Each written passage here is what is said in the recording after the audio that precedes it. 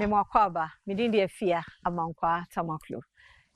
Health is Adom TV bedroom, and our ocean, and any day you can share no sani, and you are requesting fear the 5 minutes be our bedroom so a casafa apomodemu. 5 minutes, and check Sabay Albania Quanco, Unuma, our door so. Now, what you say frequent urination, so Johnson tentem dog, can you be brave a tray, and also can you only complications, I want say beer.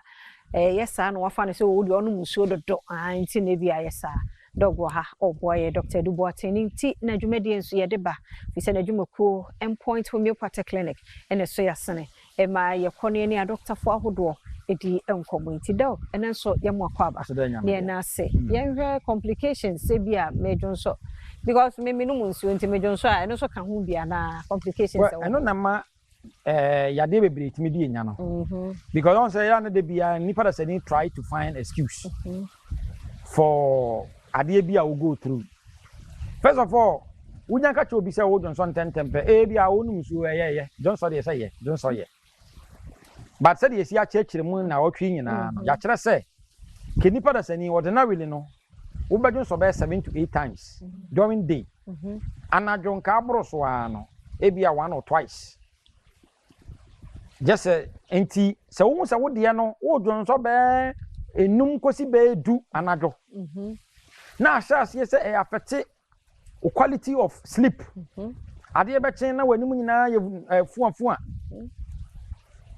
o dwonso e ka ne ho wantwa mika na wo kwakodwo o chese wa dwonso agu ho dwonso ka wo so otwa mika kodwonso wo kodwonso wo koye no obedu ono kra se na dwonso sia ka no obekọ no obechema sa na dwonso na yede aba o say matter of concern ana say wo dwonso na moja bi kra di akire ana say nsuo fitaa bi di akire ana say wo de no dwonso na wo dwonso no bo nse waya ase nyina no eye wo ya e de ba wo pan achi e ba wo hips eye wo ya it should be a matter of concern dwonso no a wo dwonso no obi kra timi dwonso ntentem na sebi ne so wan say wo so kra asase ete enti apart from so Johnson tentem no you have to look out for all these indicators o he Johnson no kala no say the sitie obi dia ase moja sufin obi dia ase clouds obi dia no Johnson gu a ase de ya yam truck bi kwa ne gu ase obi dia no scent e firi mu bana no ohye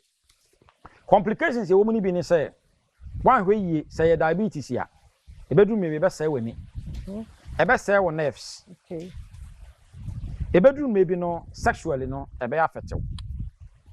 A bedroom maybe no sebi Johnson tentem ninti no se obi wo ha na ye twa the 9 e bia na free diabetes na wo 9 ye twa obi ani timi fra because of diabetes. The complications no the cause of the Johnson tentem no polymituration and as frequent urination no could be diabetes e be twa me twa wo 9 obi de no eye bibi e fe cystitis o blood na aye saa ebedu mebi wan hwe abadun so agu ho yuso krobo enti obi panyifo bebere dwun so ade ye kyen a woni nkora na dawa anya akora na adwun so panyina na adwun so enti obi wo akwantu ontimi ntu kwan wan hwe ya seat na oteso no obesore na wase ho say ye kidney so a kidney no wan hwe yie ebetimi akun afi ata asefasa aseso net complications ni bedam enti the cause of it be na say your prostate enlargement and the cancer so a and so kwa betime ku enti the cause of it,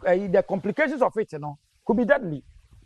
It could be idea a bit mama ebia na wo hu ne ntem a na ankwan ko dum pempen so a e betima do that stage na e betimi ame ye de wo ye me de rubber kwato bemem e ma akora bi wo it me de rubber to o mo bam it me de bema it me de rubber to o ma ya ase it nya mema nko a enti these are the complications here. Frequent urination, it may be it may deadly. So the cause of it, no, deadly. Kidney, prostate, diabetes, yeah. Oh, the a bit me, I the sour hanaba. So, what's our condition? We be now what they are not endpoint. America and the amount. Your number, I will bet me a friend 0244 86 70 68 0244 86 70 68. Your Spinters Rochelle signboard.